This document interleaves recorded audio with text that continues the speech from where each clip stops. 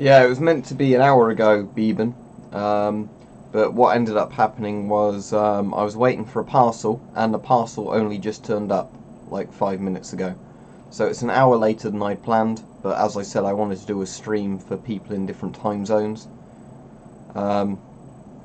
Yeah, don't forget to click the like button. There you go. Well done, Alexander. You remembered before I even mentioned it. So, yeah. When the people were saying it's the Brody helmet the other day, no, this is the actual Brody helmet, this one. I've got two of these, but I've only got one liner, so I'd have to swap the liners between them, but I thought I'd just have this one. This is the one that's like an olive drab colour, the other one's like more of a yellow colour.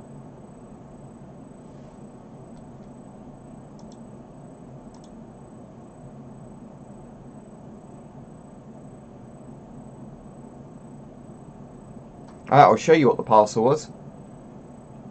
Alright, cool. I take it by your username, Australian Cheeky Breeky, you're in Australia, so hopefully this is a good time stream for you Aussies to watch. That's why I did one earlier for people in sort of Asia and sort of, you know, further east of the UK.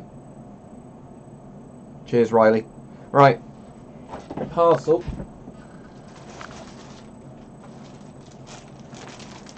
Two of these.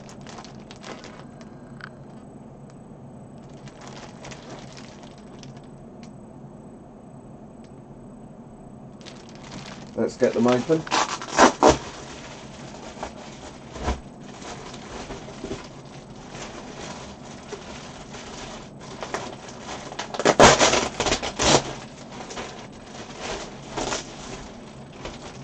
Right, so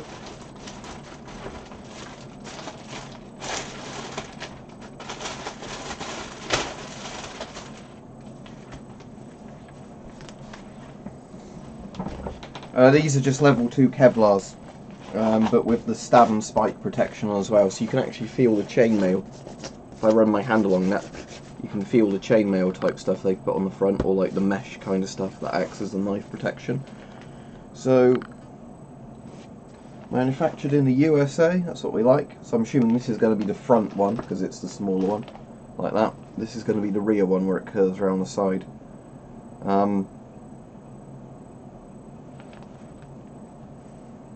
Yep, so it's,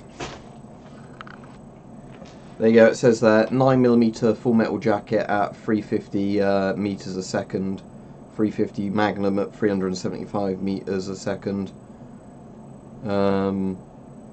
knives edge weapons and pointed instruments, exceeds approved testing at 25 joules.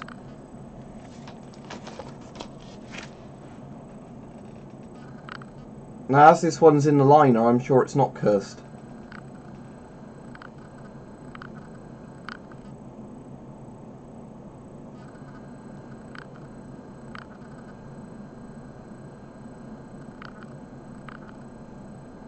Right, Mike, arrived just in time to see these. That's what arrived this morning. I'll do a video putting them in the plate carrier when I'm done with the stream.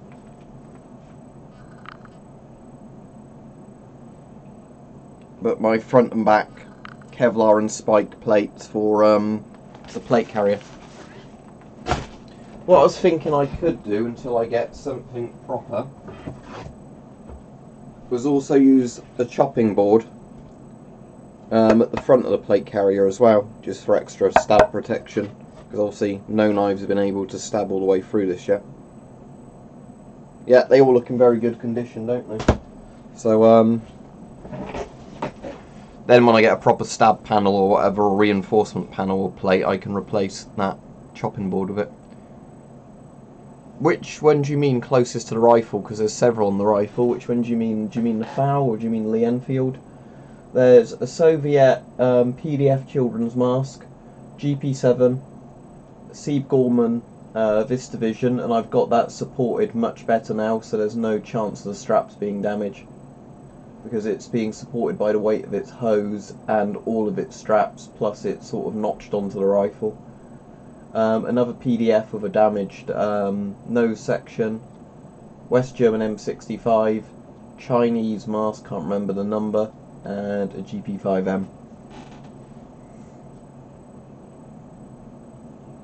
Yeah, that's alright. I haven't watched any of your follow-up videos, Rocks, but I did watch that particular one.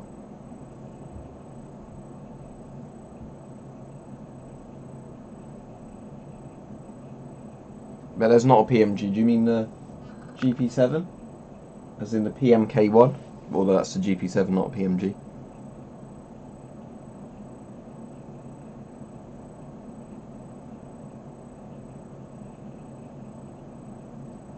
Yeah, I cannot understand that, because it's a purely protective piece of equipment, isn't it, body armour? You can't harm anybody with it at all.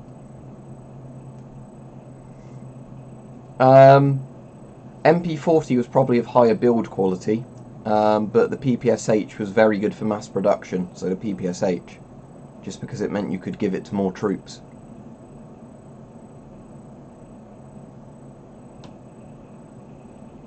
So yeah, what I'm going to do is after this stream I'm going to film the video, but that won't be live for like, you know, months, of putting the Kevlar panels in the plate carrier, plus one of the other things, so I can show it. Cool, yeah, I've got a butterfly training knife, but I don't know where it is. I think it might be in the other room. No, I don't have any World War I or World War II uniforms. But as I've said before, I don't actually really collect camo. Not camo, sorry, I do collect camo, I don't really collect uniforms. Oh, that's what you'd have called them in America, yeah, a doughboy helmet. But in the UK they're called Brody helmets, or the Mark 1 or Mark 2, or just a Tommy helmet. It's the British World War I and World War II helmet, basically. I think this is the World War II variant, but yeah. It's basically just a steel hat to protect your head from shrapnel.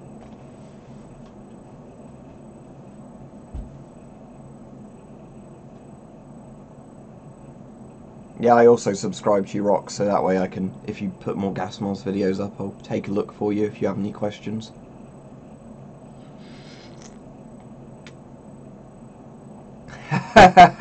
Hope this one wasn't a piss pot, Ian.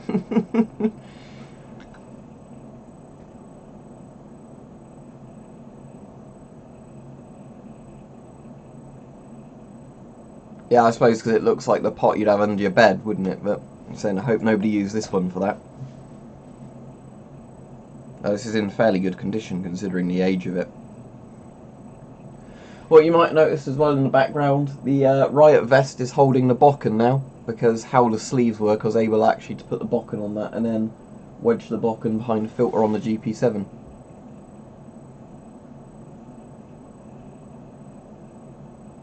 In the UK you can often get these for about £20, just because we made so many of them. You know, if you look in junk shops and charity shops, sometimes they turn up there.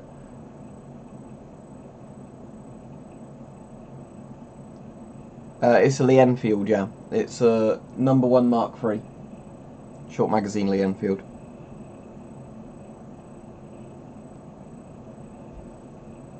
The only thing is I can actually hit myself with the bokken when I'm in bed like that, because as you can see it's not too far away from my pillows, but it's not too bad. I'm sure once I bang my head on it enough times I'll learn not to do it. No, I've not got the camo like scrim netting for this particular helmet. I've got it for some of my others, but that's fine. I like this helmet just kind of looking like this, because it's, you know, a retro design.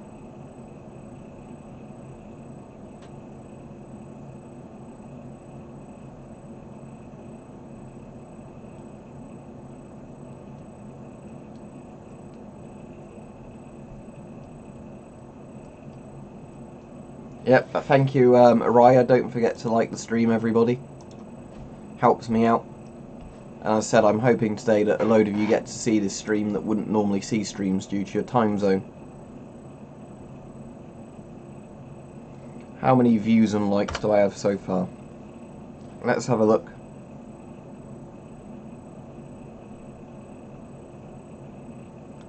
I have 39 views, 20 live viewers and 20 likes. That's pretty good. I've got, if you look on my channel Blitzkrieg, there's a helmet collection video that has all my helmets in that I think's up to date. So if you watch that, you'll be able to see literally every helmet I've got. So, because I'm going to struggle to remember if I go off the top of my head of all the helmets I've got. I've not got anywhere near the amount as gas masks. I've probably got like a dozen helmets, if that. But, you know, it's still quite hard to sometimes remember which models and names they are. And some of them are like missing the liners and quite rusted.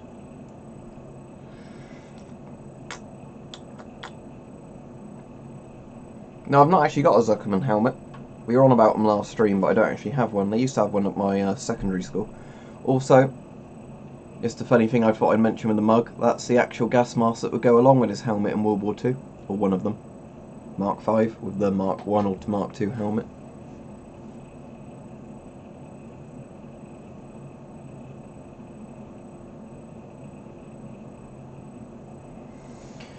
Okay, Adrian helmet, Stowhelm or Brody helmet. I'd say the Stowhelm is probably the best, the Adrian's probably the worst. Because the Adrian had that like seam going up the middle, didn't it, which was a weak point of the helmet. Because that was where like you could actually get shrapnel that would go through that section that wouldn't normally go through it. In terms of the Stowhelm, that probably gave you the most head and neck coverage, I imagine, from that helmet. And the Brody's, yeah, just pretty simple and works. Brody's were actually cheaper to make than Adrian's and stronger, but again, a Stowhelm would give you better head protection. And later British helmets did, you know, take more of the shape like a Stowhelm. Same with the US when they went to the M1 helmet. Again, that's more Stowhelm shaped because the idea is it gives more of your head coverage. Because with a helmet like this, you're not going to get much protection to the back of your head or the sides. You know, obviously the rim of it does protect you from airburst shells, but the point is that, you know, some of the other helmets actually contour to the shape of your head a lot better. This is a lot more like a medieval kettle helmet. The idea is it stops things coming, you know, down on you.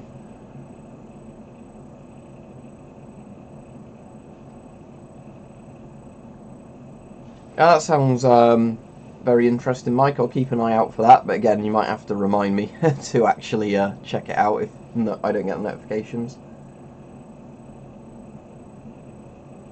Yeah, I don't get that. The number works if I go on my video thing and then click live updates to videos. I can see on there at the moment, for example, it will say to me that as of 12 minutes past 12, I have 50 views, 17 live viewers, 0 comments, but I think that means comments once the video's gone live. You know, like, well, it's finished processing. 24 likes, probably 1 dislike by the look of it as well, but doesn't bother me. Be free to dislike my videos if you want. Glad you enjoyed it, Blitzkrieg, but remember my channel's officially out of ideas and it's dead in the water because I made a video on porridge. Glad you enjoyed it. Just be careful about how much sugar might be in porridge like that. That sounds very interesting, Mike.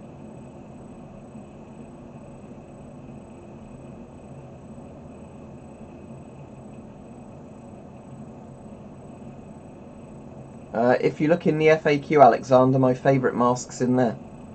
It's the Avon CT12. I like the FM12 as well. I like the Forshida F2. Most modern Western masks are very good in terms of quality. But the FM12 and CT12, I like the shape of them. You know, they're comfortable, they're pretty robust. I can't find many things I dislike about them, to be honest.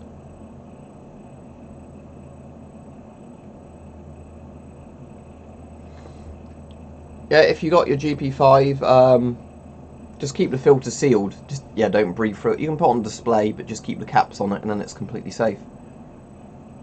I don't really have any interest in vlogging videos. The closest to vlogging I do is these streams, to be honest. That's alright, Alexander, don't worry about it. I know you're not trying to be annoying, because you can generally tell from the person's attitude when they're writing a comment sometimes, although obviously you can't read sarcasm and everything through text. You can generally tell sometimes, you know, if somebody's trying to be irritating asking a question, or they've just forgotten, or whatever, or they haven't looked. And you don't come across as somebody, to me, Alexander, that's trying to take the piss in the comments, so you're alright.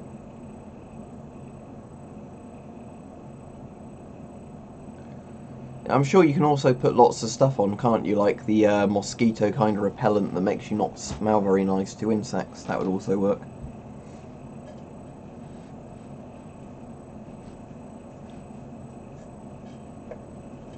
Just adjust my pop.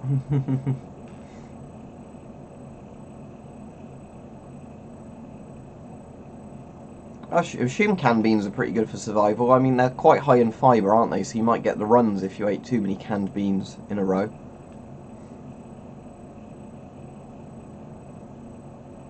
Right, how many do I have in total, hedgehogs? Over 100, I think, but I don't know. I haven't got a Word document where I keep them all on file anymore. I think I've been to Turkey very briefly, because I think when we went to Greece there was a thing where you went on a boat trip and it took you into Turkish waters. So technically, yeah, I've been to Turkey in that regard, but not really, if that makes sense.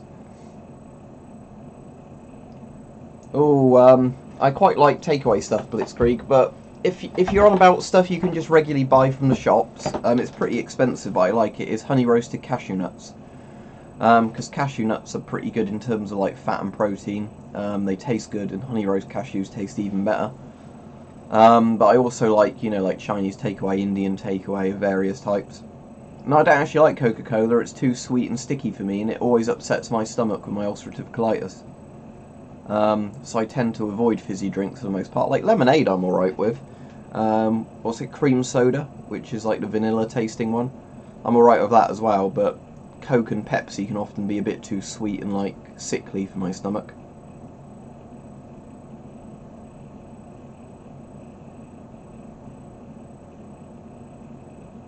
Yeah, exactly, Joel. It's a bit annoying, but as I said, there's swings and roundabouts of all that sort of thing. I don't know if that's an expression or even be familiar with swings and roundabouts, but never mind.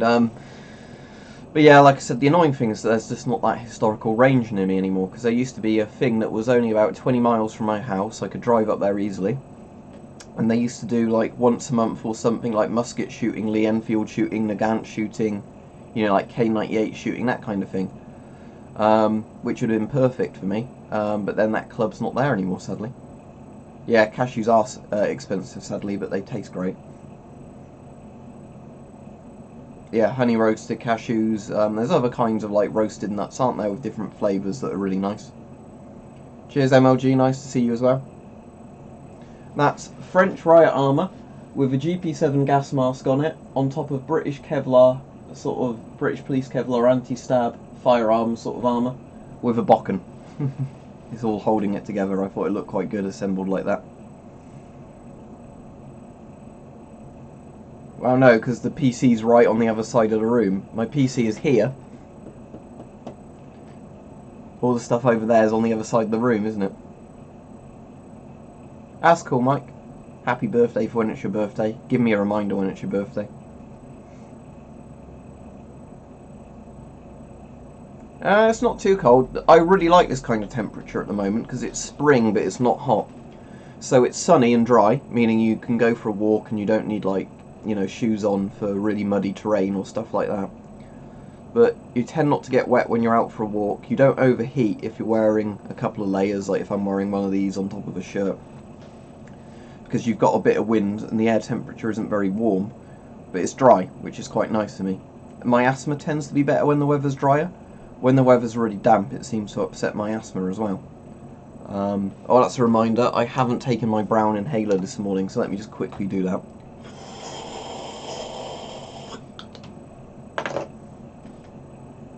Yeah, thank you, you reminded me then. I'm absolutely crap at remembering to do the brown inhaler in the morning and the evening. Well, that armour doesn't deflect bullets, but there's a video where I'm getting hit with it on that's going to come out in the next couple of weeks, and you'll see it's pretty effective against people smacking you with like bats and things like that.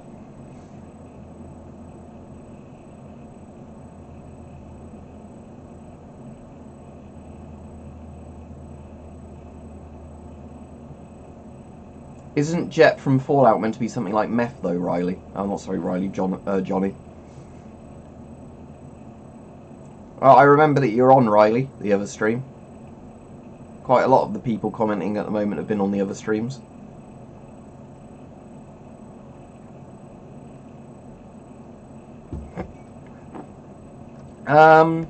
Stalker gas masks.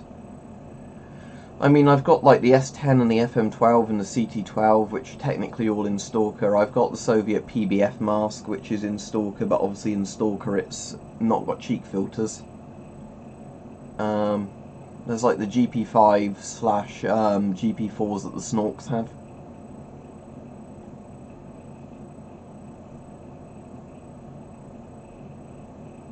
Don't need a knife license. As long as you don't do anything silly with them, you don't need them. No such thing. Over 100, Riley. That got asked like 5 minutes ago. No, keeping GP5s is very easy because they're built to last, really. Just don't keep it in direct sunlight because that will crack the rubber. Don't have it in a room where the temperature goes up and down constantly. Keep it somewhere where the temperature is pretty stable. Don't keep it somewhere too humid or you could get like mould forming the mask. But for the most part, you can keep it however you want. But they're cheap for the most part and they look cool and creepy.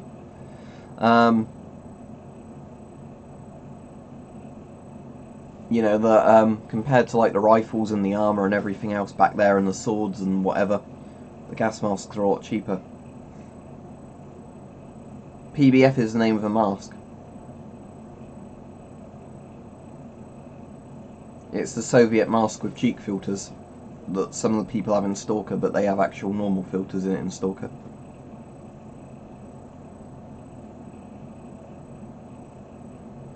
Alright, cool. There's a GP7 up there. GP7s look cool, but I don't think they're very good masks, but visually they look very, very cool. They used one in the remake of My Bloody Valentine, didn't they, as a Henry Warden mask? Whatever his name is, Harry Ward? Although I definitely like the original My Bloody Valentine a lot more.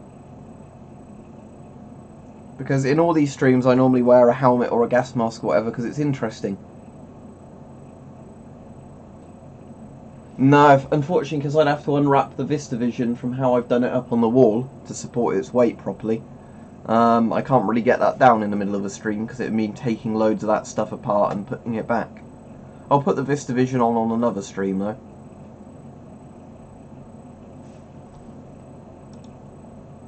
Yeah, thanks mate. Like and subs help me out.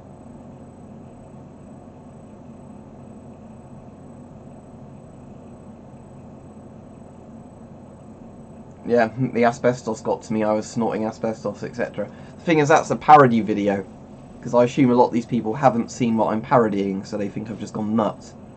But, no, it's actually a parody of something else, which is really weird. Yeah, that'd be great, but the problem is, obviously, cheek filter masks have the bulky cheek filters. So what you really need is a cheek filter mask that, you know, like a mask like the PBF that just doesn't have the bulky cheeks, you know. It'd be a World War II one, but yeah, same type of helmet. I'll take it off so you can see the liner on the inside, although it's definitely the more modern liner on this one.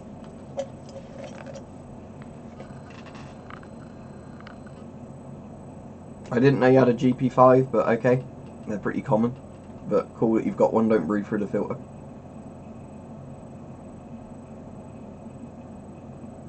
Yeah, you keep telling me to go to Orange in Australia. I will go to Australia at some point, but, you know, I'm not made of money. I can't afford to just go on holiday whenever I like. But yeah, this is a very easy liner if you want to take it out. You just undo the nut and the washer at the top. And you can pull the entire liner out and then switch it to any other helmet that uses this kind of liner. I do like the liners in these helmets. You know, they're not the most comfortable of all liners, but they are a very good, simple design in terms of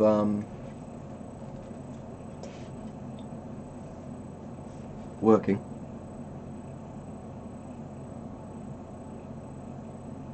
Probably one of my helmets, I would guess, or one of my World War II or interwar gas masks. So we're talking about late 1920s, early 1930s. But a lot of those, you know, the date stamps have long since rotted off or, you know, disappeared, so I can't really say exactly when they're from. You can have a vague idea, but you won't really know exactly.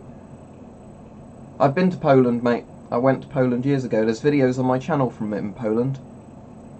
No, sadly, I don't have any Serbian or Yugoslavian helmets. I've got a couple of berets and like hats from Yugoslavia/Serbia. I've got some Yugoslavian and Serbian camo and like military gear. I've got my RPK, which is a Yugoslav one. Hopefully it doesn't get tangled on shit again. There we go. If I just show you on the receiver, again like yesterday, if that focuses, there you go, Zastava, somewhere I'm not going to be able to pronounce, Yugoslavia, M72AB1, made in 1984, serial number 12323. But yeah, you know, this is Yugoslavian. I did have somebody though bitching at me about one of my videos on Yugoslavian equipment, saying, didn't I know that there was a war in Yugoslavia and lots of people were like murdered? And I was like, well, yeah, but what do you want me to do? Censor history? Or, I wasn't saying like, isn't it great that all this horrible stuff happened in Yugoslavia? Do you know what I mean? But it seems very strange that some people get very funny even if you do a video on a topic about something.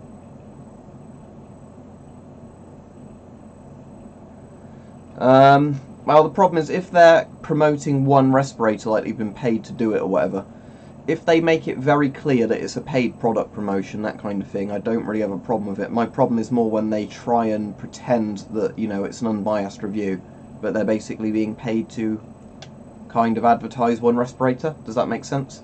Same with any product, really. I don't mind so much when it's obviously an advert, but when it's people pretending it's a completely unbiased opinion, and then they've obviously been paid or given something for free to say, you know, oh, isn't this product great? I love this product. It's the best respirator on the market. That's the problem when people keep asking about those SGE masks or whatever it is they're called. The masks themselves might be perfectly fine, but a lot of the reviews on them aren't genuine reviews. I've been to Scotland before. I went camping in Scotland. We went to Fort William to start with, climbed Ben Nevis, then we went all around the coast of Scotland camping. But the best bit was staying on Harrison Lewis for a few days in a tent, you know, like Stornoway. The GP5 filter will contain asbestos, Riley, but just don't breathe through the filter. Keep the filter sealed and put the mask on with a different filter or without a filter.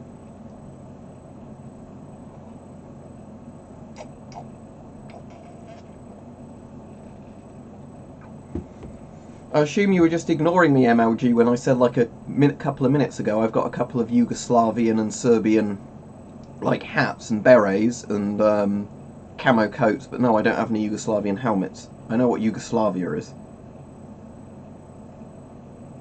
Yeah, if you can get an FM12 for a good price, get one.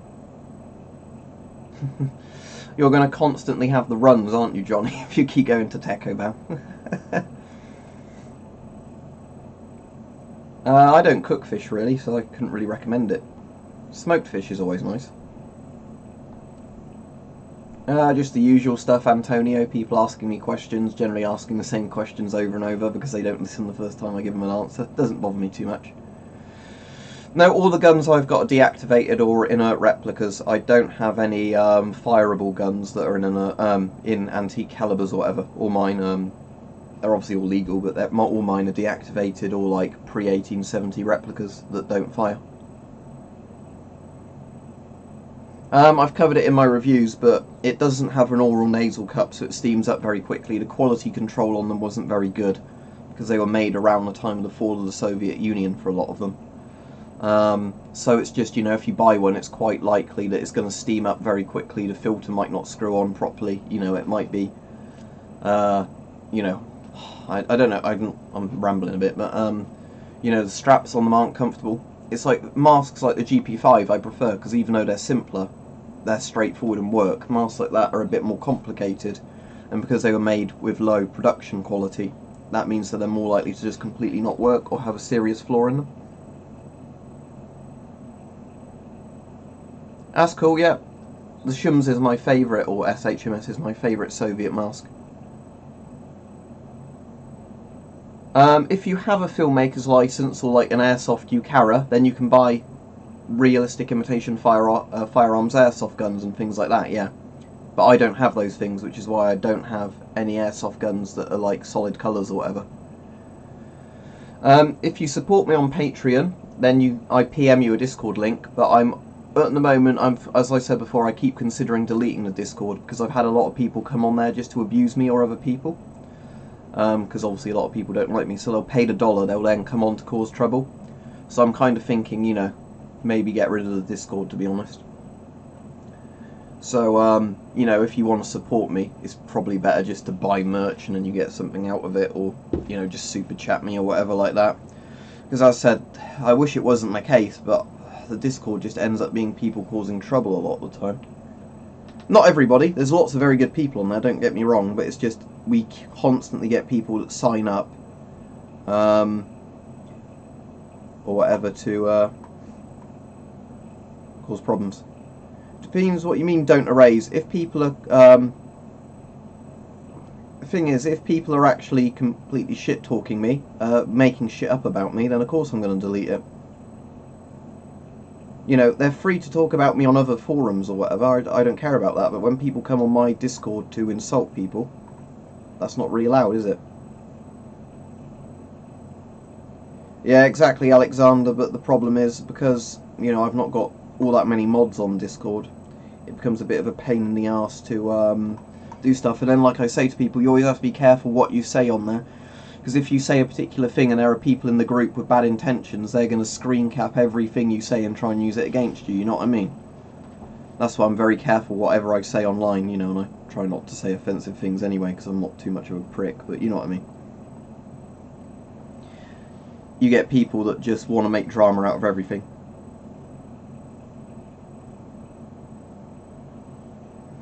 Yeah, I don't know if you heard, and I am, but there's people that want to deplatform me now. That's why I make sure I have that disclaimer in the every video. But where people are saying they're going to report me for terrorism, or report me for illegal knife videos or something like that, because I guess they don't like that I've got a lot of subscribers or views or whatever. But sad, isn't it?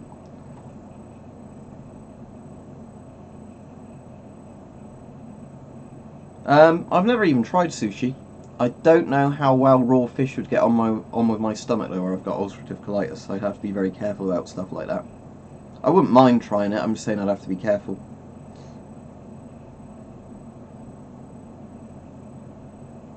I do imagine the mental age of somebody who does that sort of stuff, MLG Pug, is pretty low.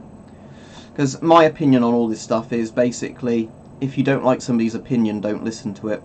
You're offended, so what kind of thing, you know. You know, I believe in the idea of freedom of speech, especially in public platforms. You know, you should never deplatform somebody. If you don't like somebody's ideas, you should counter them and explain why they've got bad ideas. You shouldn't try and, you know, shut people up because, you know, censor people essentially because you don't know, like, what they're saying.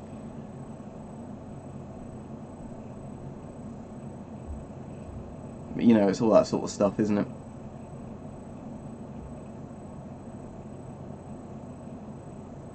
No, I don't know what that is, Antonio, sorry.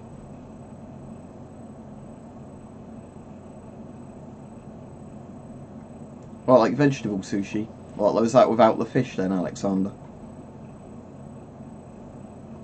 Well, I do now and again just eat vegetables rather than like meat and stuff. Just because some vegetables are very good with my UC, it seems to not cause problems.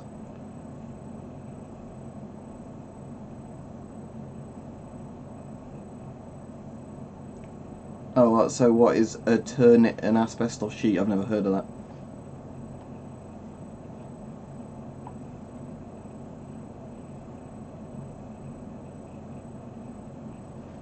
I quite enjoyed like Nack der Untoten and all those really old ones, but I completely lost interest when the maps kept getting crazier and crazier in the later Call of Duty games. But bear in mind, I don't play any of the later Call of Duty games anyway.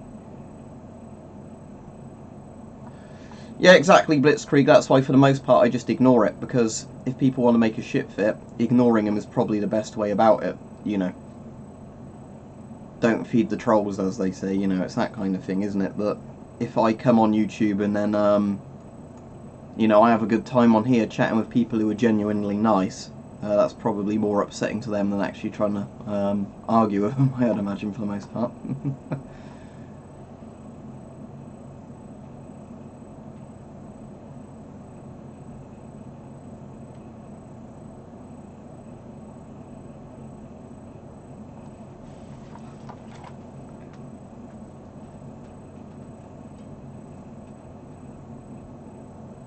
This is probably a World War II one, but yeah, it's the World War I, World War II style Brody helmet.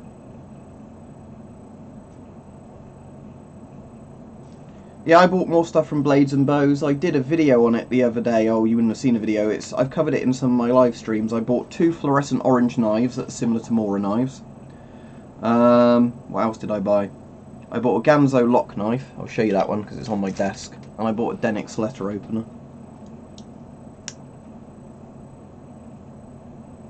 There you go, that's the Ganzo lock knife. I've got that so when I go volunteering I can keep it in my pocket, and it means I've got a really good lock knife for volunteering with. I just generally use field tips, Alexander.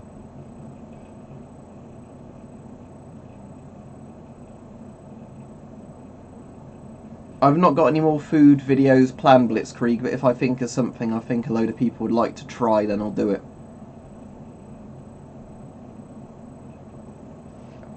Favourite knife brand? I don't know. I mean, I like Ganzos, to be honest. I've only got a couple of Ganzo knives, but they're very good quality, what they are. I like Victorinox, because obviously Swiss Army knives are very practical. I like Opinels, because, you know, Opinel knives are, again, very cheap and very good for what they are. But generally, I'm not too concerned about brand. You know, if the knife is well built, then that's good enough for me.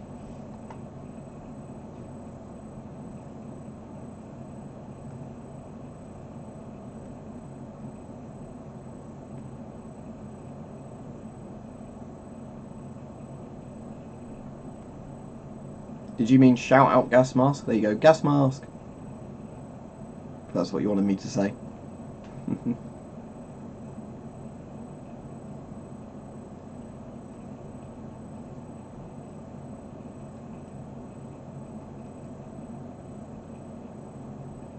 No, none of them have ever fallen on me. They're done up well enough on there that they're not going to fall on me. The closest thing to them falling on me is where there's the scabbard on that sword over there. The GP5M's on. You can't really see it because the GP5M is on top of the sword. If you smack into it sometimes, like you knock the scabbard of your arm, the scabbard will sometimes fall off. But that's not going to hit you, it goes down the side of the bed, but obviously then there's a live blade there, so you have to be careful of that, but that's as close as it's going to go. Yeah, I got it out because somebody was asking me earlier, do I have any Yugoslavian or Serbian stuff? So I got this out, and then the same person asked me like a minute later, do I even know what Yugoslavia is? And I was like, you know, what did I just say? It's something like that scene from There Will Be Blood Now, Riley. The bit at the end. I'm not going to keep saying it louder and louder. You know, I do have neighbours and other people in the house. It's an RPK, but close enough.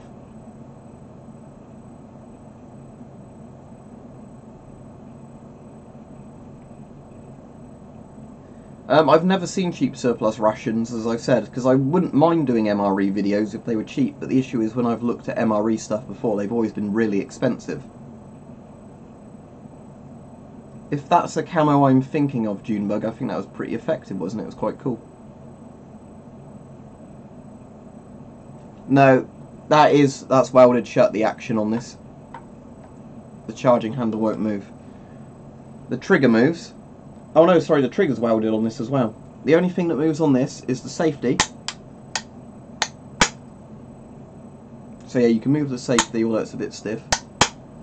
And you can take the mag out. Hang on. So you can take the magazine out, there's inner ammunition in there.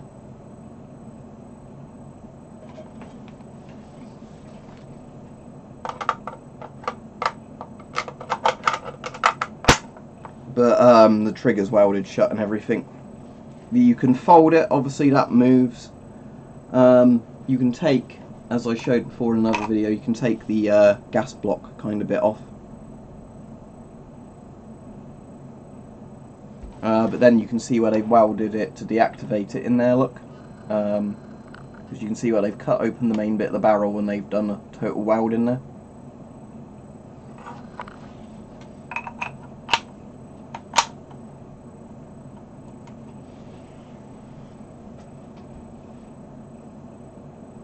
Yeah, cool. That sounds cool. Yeah, building a Romanian RPK. I've got a Romanian car. I like my Dacia.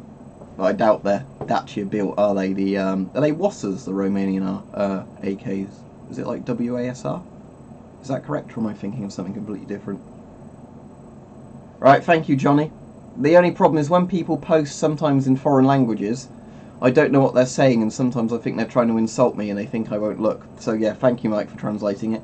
Just as a warning to people. Not that I've got anything against people, you know, speaking in other languages, it's just I often don't know what they're doing when they're saying it.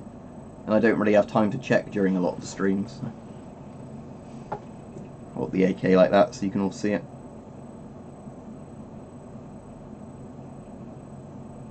That's cool, Riley. Cool. Is that like camping and hiking kind of thing, Rox? Or is it just like a trip out in a car or something?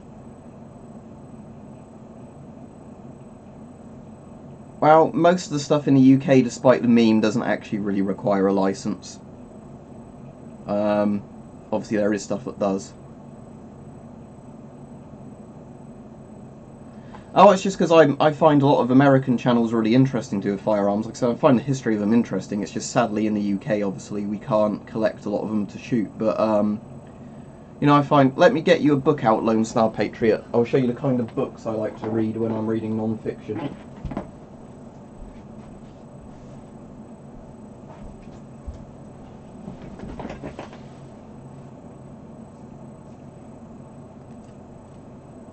So yeah, this is a book I bought for, I think, less than £5 in a shop once, and this is one that I really like, because it's one with history on certain types of firearms, and then they've also got, you know, like the encyclopedia kind of bit in it. So let me have a look and see if the WAS's in here. So when I go to Romania, they don't have everything in this book, but you know, they do have a lot of stuff. If I remember, it goes from like west to east, how the bit's done. Romania, okay. They just have the AKM and AKS-74, so I don't know if it actually says much. It doesn't even have a picture of it on this one, but...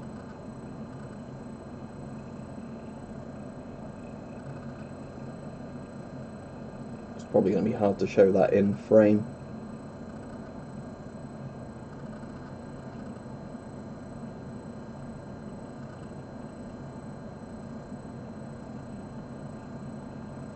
There you go. Alright, have a nice day, Niam. But yeah, this is a very good book. I think Mike's got the same book, but I think he has like the two separate ones, because this is the pistols and submachine guns one and the rifle and machine guns book combined. You know, it's like one book, whereas you can get it as two separate smaller volumes as well. I don't have anything against the countries or the people in them. Like I said, I don't like communism as a form of government, and I don't want to get too political just because of all the human rights abuses communism did in the 20th century. But I have nothing against the people, you know, or anything like that. I wish we could all be friends, really, you know, if that makes sense. But I know a lot of people do go to Vietnam now, and it's meant to be a really nice country, because I think Vietnam did quite well, didn't they, after the end of the Vietnam War, in terms of modernisation and becoming more liberal and things like that, you know, and not being such an authoritarian country. I mean, if you compare Vietnam to somewhere like Cambodia, you know, it's obviously Vietnam was the better choice of the communist countries out of those two. See if it has a publisher. It says, if I show you the front cover properly, then you can Google it, like the names of the authors. So it's just called Guns, Complete World Encyclopedia of Guns, and then it's, if I hold it up higher, then maybe you can read it. Will Fowler, Anthony North, Charles Strong, and Patrick Sweeney. There you go.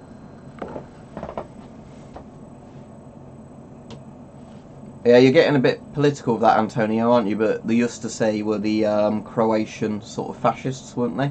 Like allied with the Nazis. But we're not going to go into it any more than that, because like I said, I really don't like going into topics like that during the streams.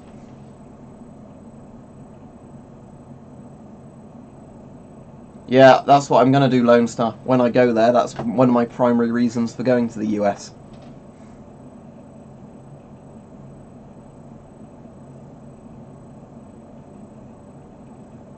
So yeah, for the rifle on my wall, we'll get the page up on that, although they've got lots of pictures of the SLR in here, because it was such a popular rifle in the FAL.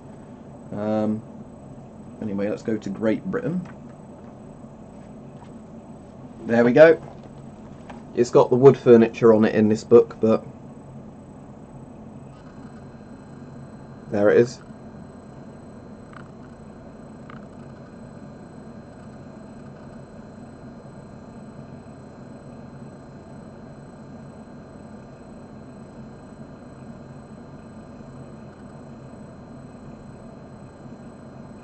The L1A1 remained in service from adoption in 1956 until replaced by the dismal SA-80 in 1985. And the other one on my wall is... where is it?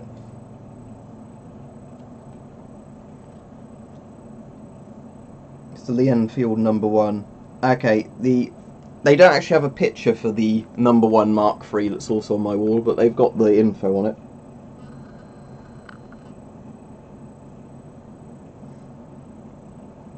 But they've got the, see the #1 SMLE Mark III is the one on my wall. But the one most people think of the Enfields is #4 Mark I, which is the one where they have got a picture of it there. No, that was the replacement, Patrick. The only reason I know about a lot of the Yugoslav history is just because I looked into it, and we had some people when I was at school who were refugees from some of the Yugoslavian countries. You know, because obviously when I was at school in the 90s, that was when the breakup of Yugoslavia happened and everything. So, yeah. I mean, it's just because I find European history pretty interesting. Well, not even just European history, just general in history and military history. But like I said, I'm not an expert on it, and I'm not going to try and lecture people on Yugoslav history because it's not my place to do that. Or, you know, like the Balkan regions. But, you know, that's the only reason why I know a lot of it is because you chat with people who are actually from those places and things like that. No, yeah, so Patrick, the L1A1 was very good. The problem was they replaced it with the L85A1, also known as the SA-80, and that had loads of problems. It's a rifle where people said the best part of the rifle is the sling, or the best part of the rifle is the scope, because like the plastics used to break and fall off of it. The magazine release switch was in a place where when you were walking the magazines would constantly fall out. You know, there was loads and loads of problems with it. I think the bolts broke on them a lot, or the bolts fell out of the rifle.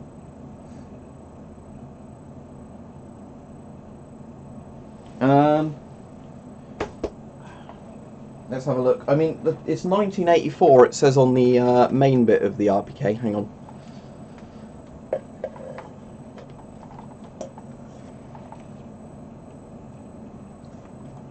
Hang on.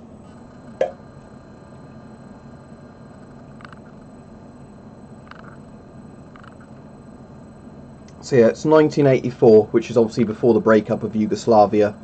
On the, I can move it more that way.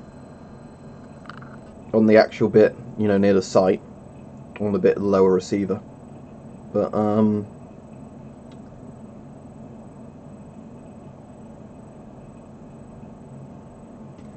I don't think so. I've had some videos where I've had technical errors in them, which aren't always obvious when you're watching the video back after editing it. But yeah, but I've never had anything seriously wrong. I've had ones where like the audio keeps cutting out and stuff like that, but yeah, it's pretty beat up, isn't it?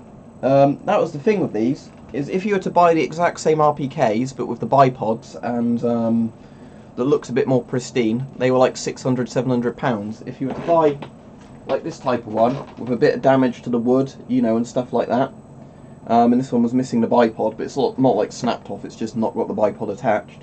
It's got the front bipod mount, just not the bipod attached to it. They were like less than £200, so you know. And personally, I like the idea with an AK of having an AK that looks a bit beat up, because you know that's what the AK is famous for, is being a really reliable kind of dirt cheap rifle. Maybe. I mean, there's a history to it, isn't there, Antonio? But like, yeah, that's a 1939 Lee Enfield, so that could have definitely seen service in the Second World War. The Farrell's from the 80s, so again, that could have seen service in the Falklands War, something like that. Probably didn't, but you know. It's just one of those interesting things.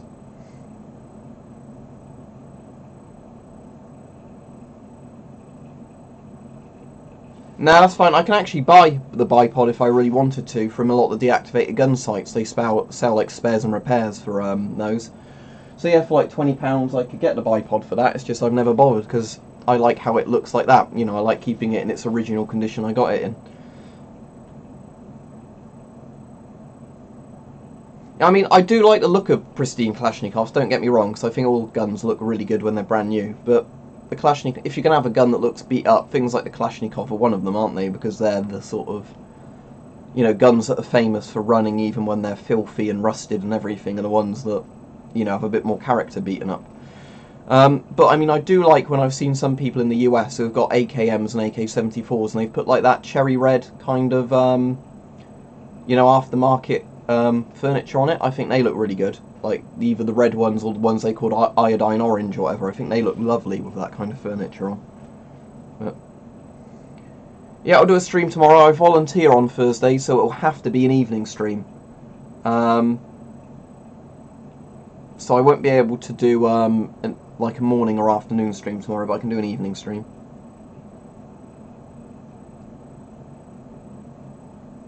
Yeah, see you, MLG. Have a nice day. Yeah, that's interesting. In the UK, we used to have BSA, which was British Small Arms, or was it British Small Arms or Birmingham Small Arms? I can't remember. I think they were based in Birmingham. And BSA used to make motorbikes as well as making rifles. So you could get like a BSA Enfield, a BSA FAL or whatever. You could also get BSA air guns, you could get BSA motorbikes. I think they made other random parts as well. But sadly, BSA is a company that doesn't exist anymore, like a lot of British manufacturing. You can still buy BSA air rifles, but they're actually just Gammo air rifles made under the BSA name. Sorry, I'm just getting quite hot with this on. Problem is in my room is I've said to you people before, it traps the heat a lot in this room, especially in the summer. And because I have 2 lights on when I do the stream, it means that obviously the heat builds up a lot faster. Yeah, Birmingham Small Arms Company, yeah, thank you, Mike. I knew it was either British or Birmingham, I couldn't remember which.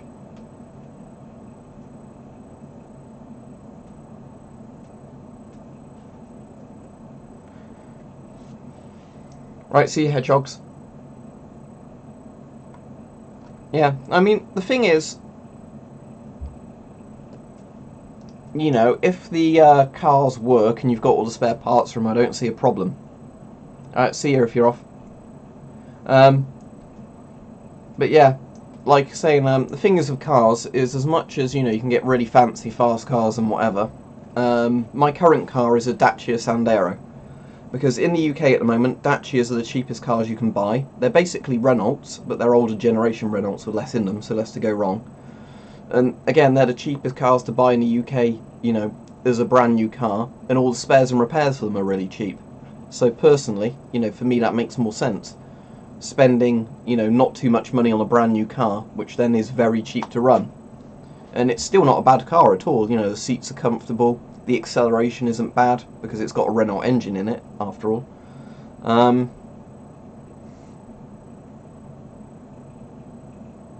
No, unfortunately you can't send fan mail just because in the UK we've got lots of stupid laws, right? So if I gave out my home address, obviously that's a bad idea because people could dox me. But if I didn't even give out my home address, let's say I paid to set up a PO box, and again that costs money to set up a PO box, it's like over £100 a year, which I wouldn't bother with. Even if I had that set up, if somebody sends me something that's illegal in the UK, I could be the one that gets in trouble with it. You know, so it's one of those things where I don't really want one just for a multitude of reasons, but it's very kind of you anyway. But as I said, I don't really have an address that you can send stuff to just because, you know, milk of human kindness doesn't really exist all that much. German M65s, they're pretty good masks. The only issue with the M65 is a lot of people have is they don't make a very good face seal for some people. So if you're one of the people that gets it and it doesn't make a good face seal, you'll have to do the straps up uncomfortably tight to get an airtight seal, or it won't do up. Because some masks are very forgiving in terms of you do the straps up right, you know, and they'll fit pretty much any size face within reason. The M65 is one where lots of people just say it won't fit me, and for me they don't fit me very well either. I've never been to Thailand. I don't know if I've been anywhere in like Asia actually. I don't think I have. This is a Orient Mako 2.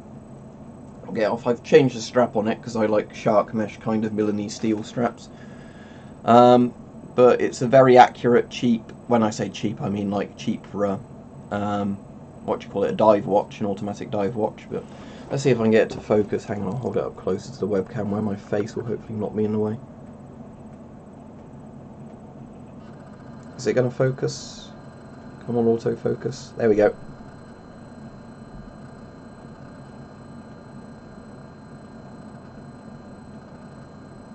And just watch the second hand compared to the clock. Yep, it's only a couple of seconds out, and I set it a few days ago again, so...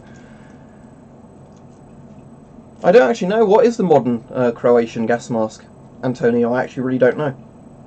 I know Serbia has the M3 now, don't they, which is like the US M40, but I actually don't know what Croatia's got. Might go on a bit longer than 10 minutes, but yeah, stay on as long as you can then, Riley.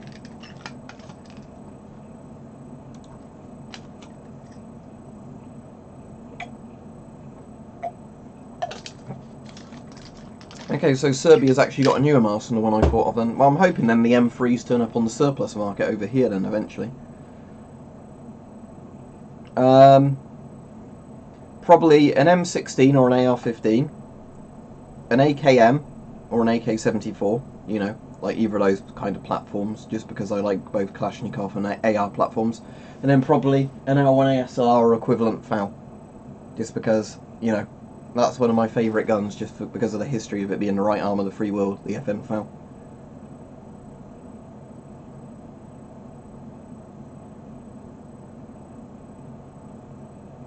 I don't know, this was just like a £3 steel band that you could get off eBay or Amazon.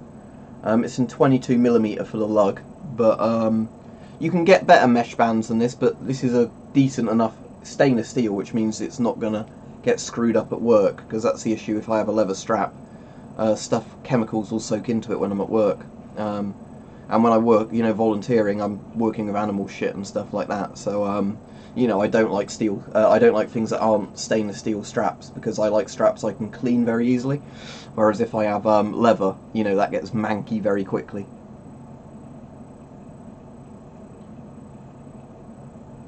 Yeah, Rhodesia. Yeah, the Rhodesian FALs are quite cool as well. I've watched quite a few Forgotten Weapons videos and Vickers Tactical videos on those, but yeah. The thing is with the FN FALs, I think like 90 countries used it, didn't they? It was a massive number. It was like between 70 and 90 countries. Because obviously it came about at the right time, and FN probably priced them cheaply enough that lots of countries built them under license or unofficially without a license, or just bought stock from FN or other countries that made the FAL. I do a kitchen porter job at the weekends, so that's just lots of cleaning and stuff like that. I volunteer on Thursdays at an animal shelter, and then I do a couple of other things that can bring in a bit of revenue on the side. You know, but YouTube and basically a weekend job is my main source of income. I'd say the Israeli 4A1, which is the Israeli civilian mask, is the better of the two, just because the 4A1 will fit more face types. And it's got a voice diaphragm on where the M65 hasn't. But the Israeli M15 is definitely better than the M65, because the Israeli M15 is basically an M65 that's better in every way. Over 100, Antonio, but I've lost count and I don't have a Word document anymore since Windows 10 fucked my PC up, where I keep the count on them. But I used to have like a Word document where every time I got a mask I'd, you know, date them and have them on there. And yeah, I have over 100, I would imagine, but I haven't counted them all up in ages. Ah, it's very cool. The this book, was it? The guns one.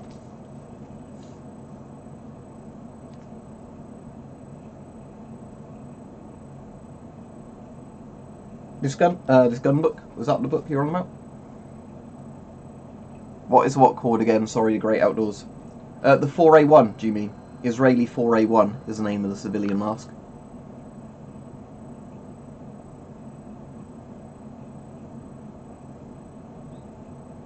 Yeah, well, that's the thing, Alexander. I don't want to be critical of a lot of people, but we do get a lot, where I volunteer, we get a lot of people that volunteer for like a week, thinking, you know, it's just going to be petting animals, and then they get a bit disillusioned with it. But, you know, I do the nicer bits as well, you know, like you socialise animals, but you also have to clean them out, don't you? And you also have to care for them. That's part of the volunteering job.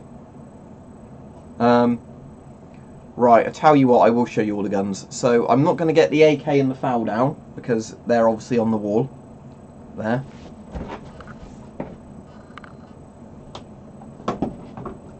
me get this one out. Hang on a second. Right, US M1 carbine from World War II.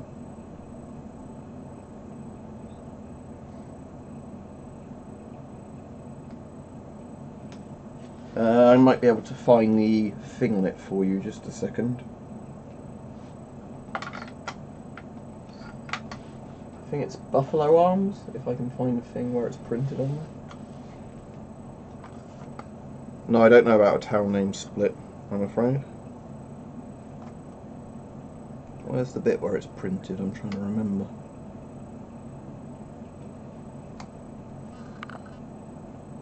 Yeah, it's a shame. I really like the M1 though. I mean, because it's kind of like an early assault rifle, isn't it? I know it's not in a proper assault rifle caliber because it's like a souped up pistol round, kind of like a Magnum round, but I think it had that kind of idea, didn't it? Where that's what they were kind of going for, was, you know, a low recoil, fast to shoot gun. And obviously M2 carbines were select fire and had 30 round mags as well. I can't remember where I actually could see the maker's mark on this now. Regardless, it doesn't matter, but the good thing with the M1 is, compared to some of my deactivated guns, is this bit at least works.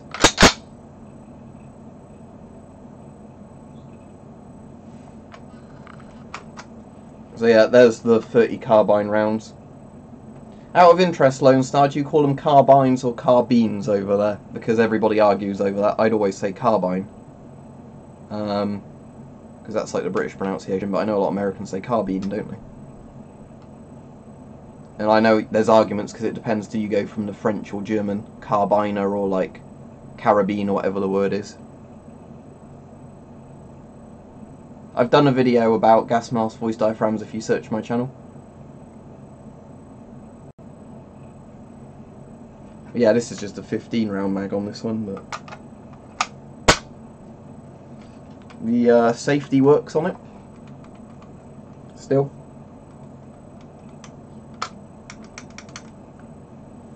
But as I said, that's the cool bit about it. The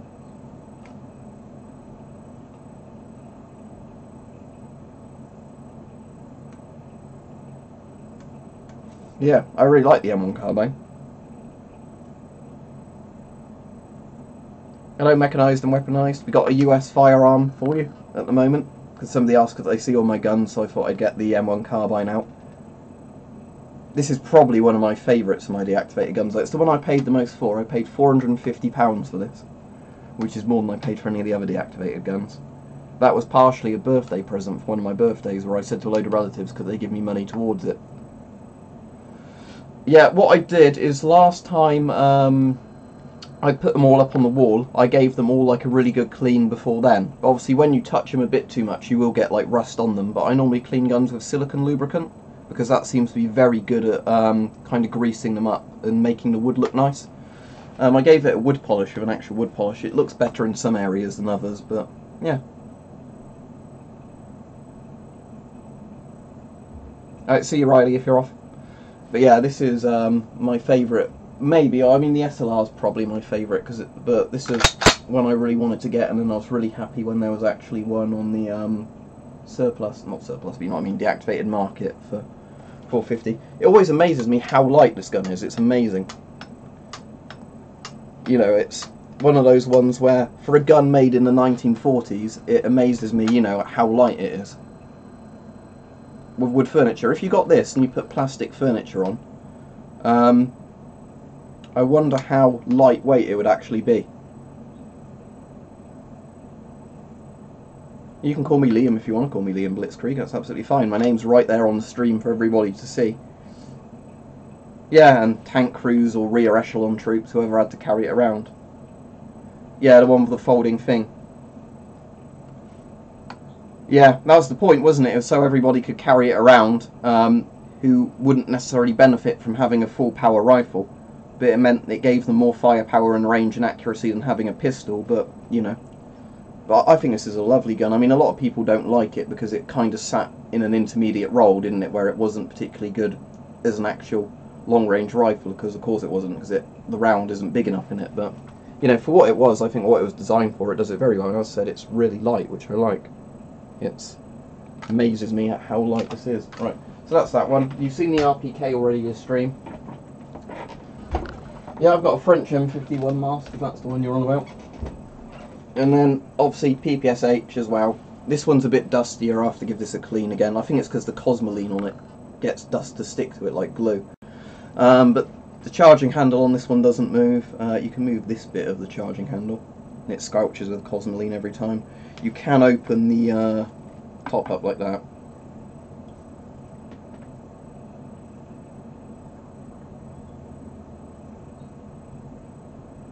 Sadly, there's not much of a thing for that here, Lone Star, because there's, I think, a couple of places they're legally allowed to deactivate guns in the UK, and that's it, and you have to be like a trained gunsmith to do that. At some point, if I can still see one for cheap, when I've got some spare cash and I've not got any important bills I need to pay, I might get a PPS 43 as well, because I really like the PPS 43. I'd love to get a Sterling submachine gun, but sadly they tend to go for like $1,000 because lots of Star Wars fanboys buy them. That drives the price up. The mag's removable in this, but PPSH mags are so bloody tight to the actual thing. I don't know how well I can get that out. No, I'm not going to be able to shift that mag. It will come out, it's just this mag sits literally tight to the gun, you know, you can't pull it out easily. The A10 is one of my favourite planes. I got all my deactivated guns from a place called D&B Militaria, which is a place in the UK where you can buy deactivated guns and bayonets and things like that.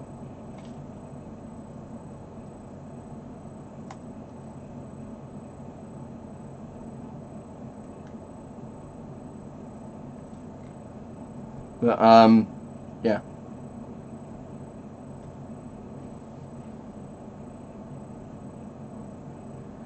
Yeah, exactly, because for some reason they did a knee-jerk law which said you have to have certain, you know, like excuses.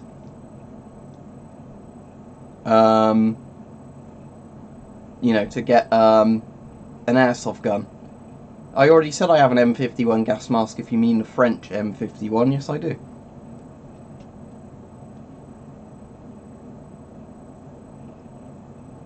But yeah. UK laws are very strange in certain regards because a lot of the laws don't make sense. It's where politicians push something through at a time to appease people, you know, didn't really know much about it, you know, ban those scary airsoft guns so kids don't get shot by armed police or something like that, and that's why they did it. That's Riot gear behind me there, yeah, hang on. I can't get it down on this stream, but what it is it's a French armoured Riot vest. Well, it's like the sleeves basically, it's shoulder and sleeve protection. Then underneath that I've got a British Police Kevlar and stab resistant vest. And then I've just got a GP7 gas mask on top of it, and it's holding a Bokken.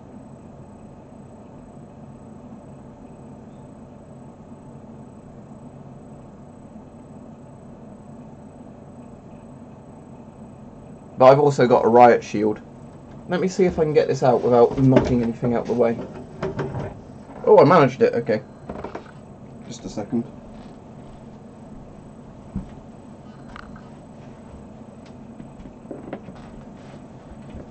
So, as you can see, when we did the last lot of tests with the Riot shield, we managed to take a chunk of it off.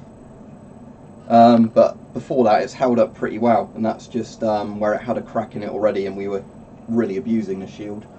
But yeah, I'll show you the thing if you're still on, Mike, where Richard's billhook really did a number on it. Because this Riot shield, for the most part, is really tough. But Richard's billhook, see this massive gouge here? Maybe. It's where the disclaimer is, isn't it? Hang on a second. Right. Can we get this in frame? Right. It's this bit here, so it goes that deep basically, the gouge. The billhook went that far into the polycarbonate. As you can probably see, that's split.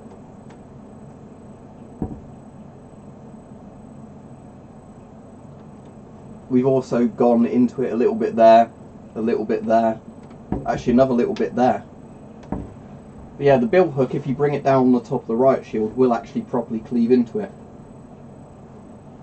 I wonder if I get the glaive from Richard, if that will be even more effective than the bill hook at cleaving into the Riot shield. I don't know. Well, the one on the Riot shield, there's some old videos on the Riot shield Lone Star, but the current video I'm on about, where I'm wearing that Riot armour and we're really going for it, that is not on the channel yet. It's uploaded, but it's scheduled, so it'll be in like a few weeks' time. Tell you what, Lone Star, let me give you a subscribe as well, because you've got some shooting type videos, haven't you? If I click the bell on your channel as well, then maybe I can check out some of your content as well. Yeah, that's the only Bokken I've got, so yeah, that's the one for sparring. That actually, if you use the Bokken, weirdly enough, the Bokken hits harder against that Riot armour than a pickaxe handle and proper bats do. It's weird, but I guess it's because of the thinner edge on the Bokken, it transfers more force through the armour, so it actually hurts more if somebody swings the Bokken at you than the like a baseball bat. It's strange, but there you go. You can change the outsets on the FM12. I imagine you can change lenses as well if you've got spare ones, but I've never tried taking mine apart.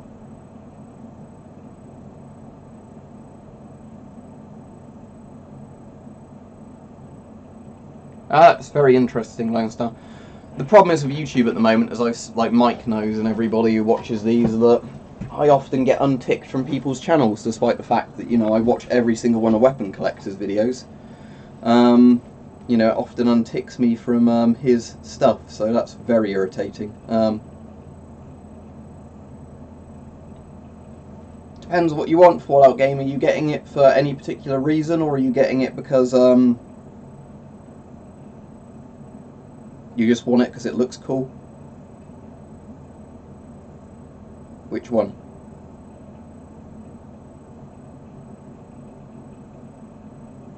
No, they're, as far as I'm aware, they're completely illegal in the UK, so I don't have any. I don't have any inert ones either.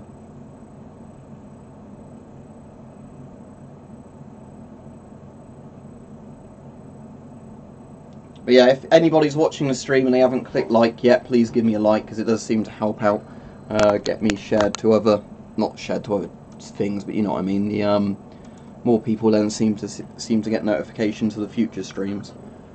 I have noticed that doing the streams helps my channel because it gets good watch time, and watch time's a metric YouTube seems to go off of a lot more now than actual views. So longer videos tend to do better for keeping people watching, you know, than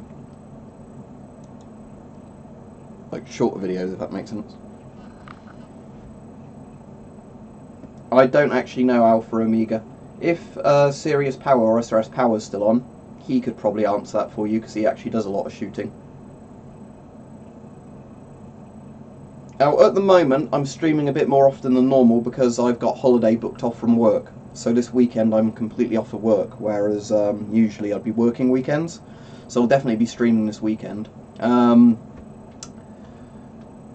a week when I'm busy, I tend to stream 2 days a week.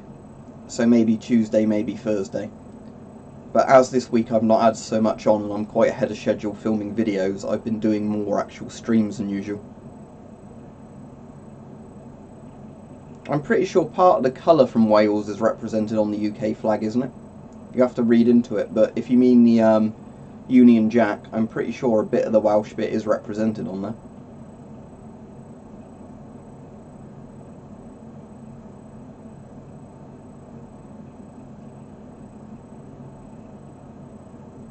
What do you mean? Do you mean you love them when they're live, the great outdoors? I'm not sure what you quite mean by that comment.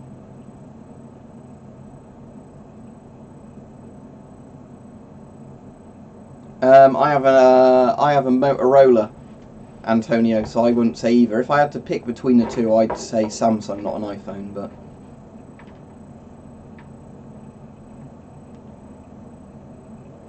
Is Squad quite similar to Armour, isn't it? Because I've played Armour 2 and Armour 3.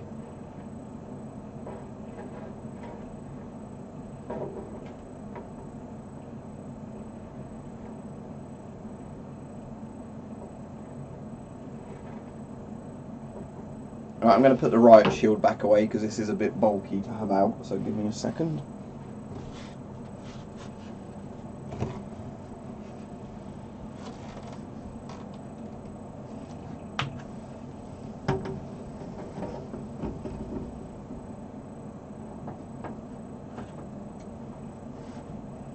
There we go, that's the Riot shield safely tucked back away.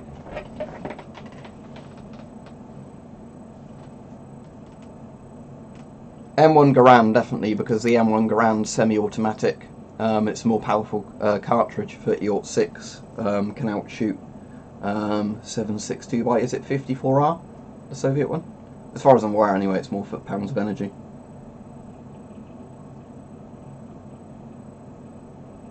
Okay, cool, yeah, I might check out Squad at some point, because I'm sure it will be cheaper at some point. As I said, when I get a new PC, I'm probably going to get more into playing games again, just because I'll have something a bit more competent. But the main reason I want to get a new PC is just to render YouTube videos faster, because at the moment, if I film a 1080p video, every 10 minutes of video I film takes about 25 minutes to render, you know, 22 to 25 minutes to render. So when I get a properly new PC with a much better CPU and everything, you know, a 10-minute video might take less than 10 minutes to render, which is what I really want, because it means if something screws up during the render process, it's a lot less time wasted having to, you know, render the video over and over.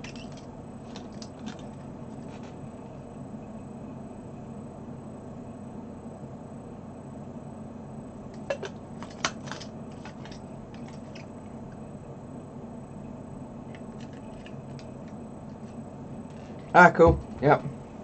Glad you enjoyed the videos, Lone Star Patriot. I'll probably go on for another 13 minutes of this stream, I reckon, so we'll do this one to an hour and a half again. I don't know if I'll do a stream this evening, because I've got a video that comes out this evening, which is on Premiere, so I might stick around in the comments for that video, like the live chat for the Premiere. It's a half an hour long video as well, so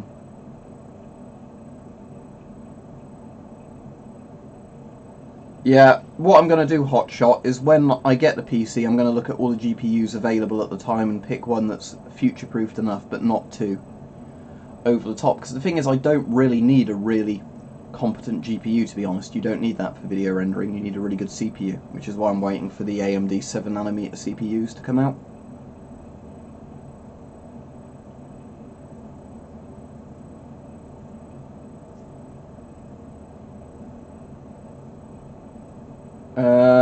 Probably a Lee Enfield, just because the bolt's quite fast to work and I'm familiar with it because I've got the Deactivated one. I'm sure both will be fine though. There you go, it's my, I already showed it this stream, it's my Orient Mako 2. If I get it facing the camera.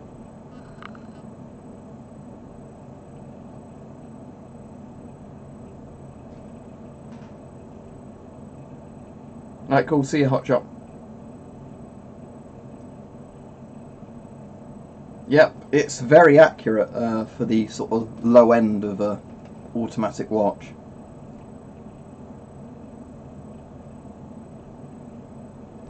Yeah, exactly. The reason I went for this one is because with my job I tend to beat my watch up a lot, and I need obviously something that's water and chemical resistant. I wanted a dive watch, and this is meant to be 200 meters water resistant, which is fine for work.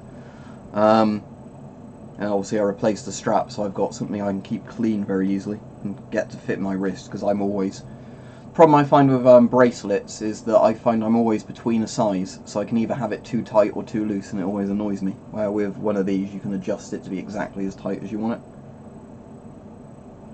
it. He's worrying over nothing then, Tom's Tech. I wouldn't worry that much if I was him, but there's probably nothing I can say to convince him. I've got a Casio Wave Scepter, which is not all that different from a G-Shock, and I had some problems with that. It seems to be working again at the moment, but that's kind of what put me off of those, was just because I had so many problems with the Wave Scepter, like a year after, you know, a year after I bought it, just after the warranty ran out.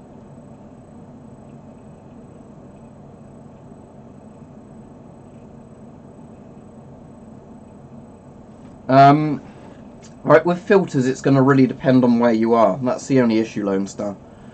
Is because some filters are better priced than others, and, like, you know, it's going to depend what's on your surplus market. What I found works quite well with filters is if you search ABEC or ABE filter or RD40 filter, you can find industrial filters, and they're often in date and cheaper because they're not like surplus military ones, because the military ones never tend to get sold as surplus unless they're stolen stock until they've actually expired. So if you buy an RD40 filter, you can get something that's still in date, and because a lot of them are mass produced for industry, they're actually cheaper, even though it's the exact same thing as an NBC filter. So I'd look for RD40 filters, because they'll fit the mask, and they're pretty much the same thing if you get one that's an ABEC equivalent. For NBC suits, it's going to depend on, again, what's available where you are. But if you can buy some of the rubberized NBC suits, or maybe like some of the DuPont Taichem suits, that might be quite good. Again, it's quite hard to say because I can only see what's currently well priced on the UK surplus market. I can't tell what's in the US at decent prices.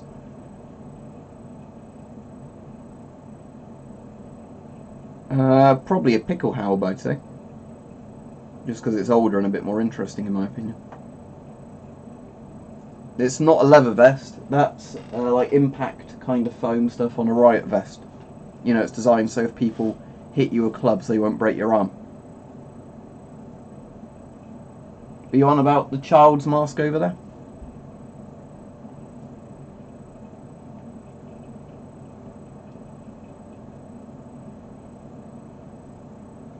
Don't know really, Fallout game. I think Switzerland's probably one of the most safest, isn't it? In terms of everybody has a fallout shelter and everybody has a gun.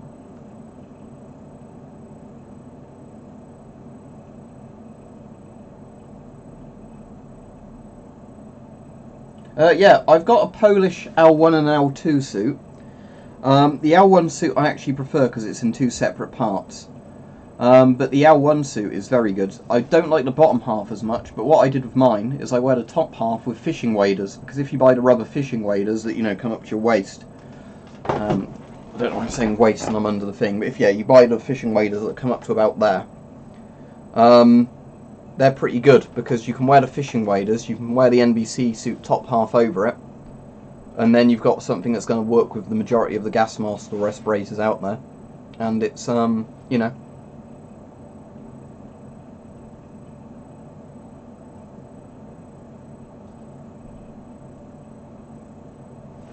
yeah, the problem is, if you, let's have a look on eBay right now, just on the UK one. If we type in RD40 filter, I'm getting lots that are like £8, £9, £20 or less, £10. It seems if you type RD40 filter and you get a lot more for reasonable prices, because they're being sold by industry, you know, companies that are trying to compete with other industry companies for decent prices on the filters. I don't have any grenades, as I've said. I think I've watched some of Bloke on the Range's videos. Well, I said probably Switzerland, because they've got so many fallout shelters. Either that or somewhere completely in the middle of nowhere. Like maybe somewhere in South America. Somewhere in Africa, you know.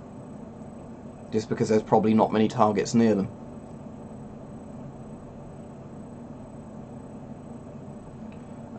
It depends on the brand. I mean, most filters tend to have pretty long shelf lives if you store them properly. But I mean, I've probably, sorry, got it in a gas mask bag where I can't actually show it you, but I mean, something like this. This is a filter produced in 2012, and it's foil wrapped and in a bag. So the expiry on this one is probably going to be 2022 or like 2032 or something.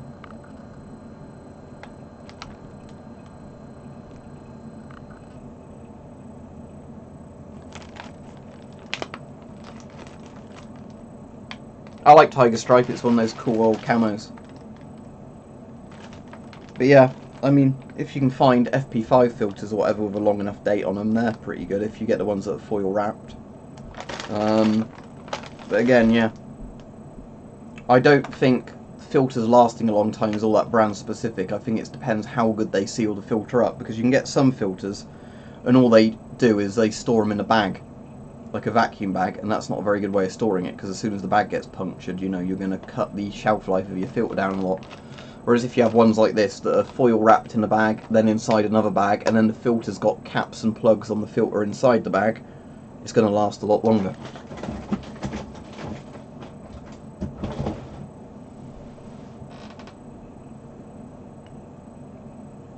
Yeah, I've talked a bit about that before, Lone Star, not on like specific plants, but I've said before that's one of the good reasons to own a respirator, like as an actual prepping kind of thing or just common sense thing, is there's lots of very real reasons you might need a respirator, like chemical leaks, or the other ones people have a lot is when there's train carriages, like, you know, railway collisions,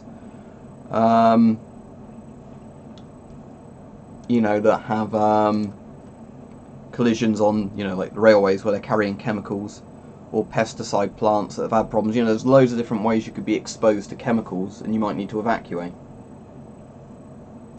Whereas, you know, some of the things people prep for I think is a lot more unlikely, but I think having a respirator, because you can even use your respirator if you've got a practice filter just for working with asbestos or dust kind of things, you know, insulation materials, just to protect yourself from that. The gas mask I keep in my car, the FM12, although I've got filters set up for it in case I need it in an emergency, I actually use that quite often when I'm volunteering. Just because if I'm working in a dusty sort of hay-filled room with animals like guinea pigs or whatever, or rabbits, that stops my hay fever and asthma getting set off. So I wear the mask, I don't get itchy eyes, you know, I don't keep sneezing or coughing, don't have breathing difficulties, and I can put the mask back in my car when I'm finished.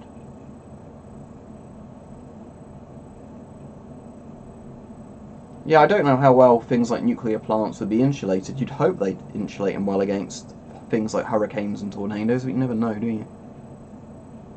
Because I got loads of things like this, Johnny. I've got... Why would I not have a katana? Was that the one people were asking me about yesterday? Let me Google it. That camo.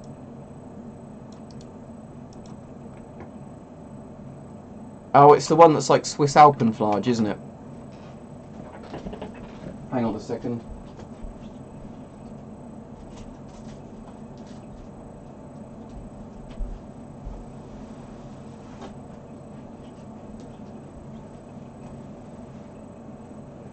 It's the one like this.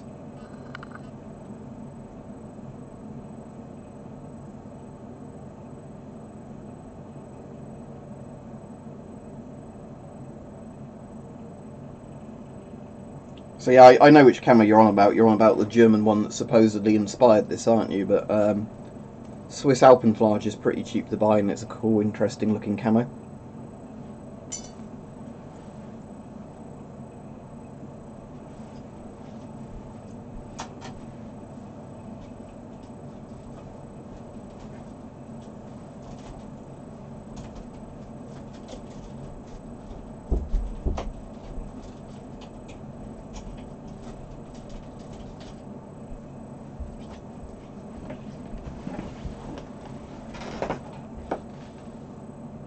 It's meant to be very similar if it isn't an exact copy. I've never been able to find it out, but yeah, it's close enough that people often say it looks like Alpenflage. Yeah, it's quite easy to get in the UK, thankfully, because obviously I guess Switzerland sold lots of it on the European surplus market not too long ago. So you can get it, you know, in completely non-faded things. I've got Alpenflage trousers, the top. I've also got an Alpenflage cap. I've got an Alpenflage rucksack kind of thing as well. But yeah, the nice thing of Alpenflage is most of it's not even faded, because I guess they made so much of it. It's not plastic, no, it's what you're on about, the katana or the Alpenflage? The Alpenflage is like a cottony material, because it's a shirt, military BDU. The katana's a wooden, obviously, wooden scabbard on that, holster, and the katana itself steel.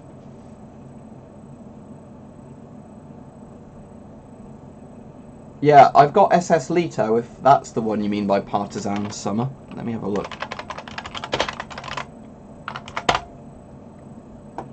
Yeah, that's pretty much the exact one I'm thinking of.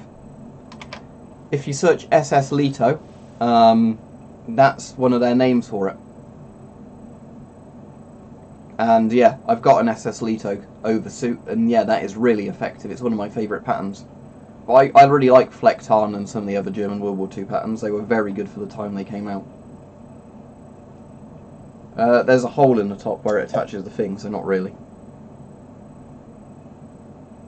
Yeah, I've seen Mike's Warhammer. Weirdly enough, I commented on that video, and I've also talked to him a lot about the Warhammer on his older videos. You just breathe normally. You might have to breathe slightly harder than you would normally, but otherwise it's just like breathing normally. Right, I'm going to finish the stream now because I've been going for 90 minutes. So don't forget to give it a like if you haven't given it a like before. Also, if you are interested in the merch, like the mug, the Teespring link is below. It's not just mugs, it's t-shirts, hoodies, pillows, whatever. There's ones with GP5s on as well and stuff. That supports my channel if you ever end up getting any of those. So yeah, it says there's currently 52 likes, so that's pretty good. So yeah, thanks for watching everybody. I'm going to be finishing now.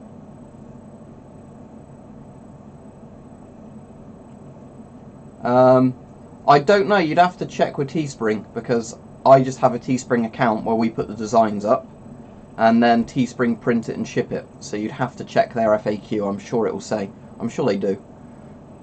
So anyway, yeah, thanks for watching everybody. I'll have a video going live at 5 PM UK time today, because it's Wednesday, which means it's a day for my regular videos. Yeah, see you Lone Star. Thanks for all your nice comments. Yeah, have a good one too, Mechanised and Weaponized.